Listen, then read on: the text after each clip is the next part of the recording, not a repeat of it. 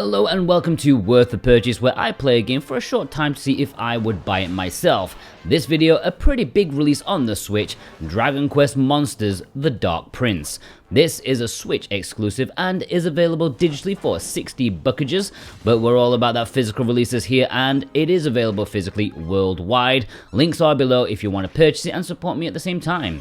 So this is the latest in a long-running Dragon Quest spin-off series, which began on the Game Boy Color when Enix wanted some of that Pokemon money. They were in a great position to do so, and I honestly have to say, the original Dragon Warrior Monsters is one of my favorite games ever. It's been a while since a brand new entry has come, and it's been a long while since one was released in the West, like 13, 14 years ago, so I was really excited about this one. So what do I think? Well, I don't think it's quite the Pokemon killer I was hoping for, at least not so far.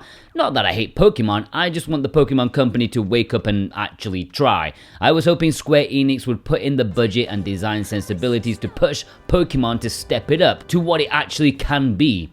Now the premise for this is that you are the eponymous Dark Prince. You are half human, half monster. Your dad is an evil king, your mother appears to be an average village girl. I want to know what's happening with that relationship. Jerry Springer would love this shit. Sadly, your mum dies, you're on your own, and you want revenge. When you confront your daddy issues face to face, he curses you with not being able to harm monsters yourself, and while you're hiding away in a village that will actually welcome you, you are forced to become a monster wrangler to finally get your revenge. I like the fact that you're kind of an anti-hero, at least at the beginning, like you don't want to relinquish your evil powers when offered to do so. You just want revenge, man. But I think the story covers a bit too much in such a short space of time. So you're jumping between different times and it's hard to get a grasp of, how much time has actually passed, which shouldn't be important, but I feel it's necessary for this kind of story, at least I do. The gameplay, well, as I've hinted at, is essentially a Pokemon-like game, monster catching game where you use them as your peons to fight. There's a Shin Megami Tensei vibe as you sort of have to persuade the monsters to join you rather than using a device to catch them, but it is really hands-off. Your monsters, of which you can equip 4 in battle at once, pump their muscles to intimidate the foe, and there is a percentage chance of whether they'll join you or not. You can bribe them with food. That always works with me. I mean, give me a cinnamon bun and I will definitely fight against an evil king for you. No worries about that, sunshine.